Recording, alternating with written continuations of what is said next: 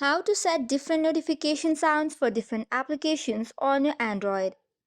Hey guys, and let's get started.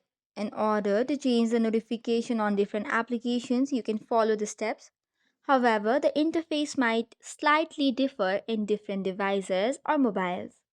However, the steps should be similar with a little bit different UI.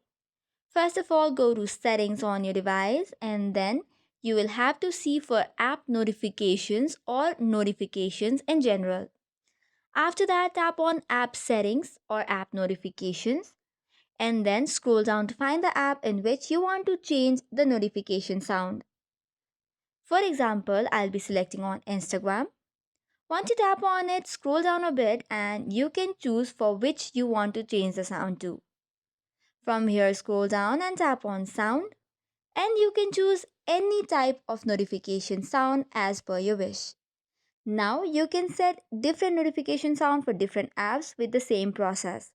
This is all for today's video. For more such contents, do not forget to hit the like and subscribe button. Thank you and keep watching.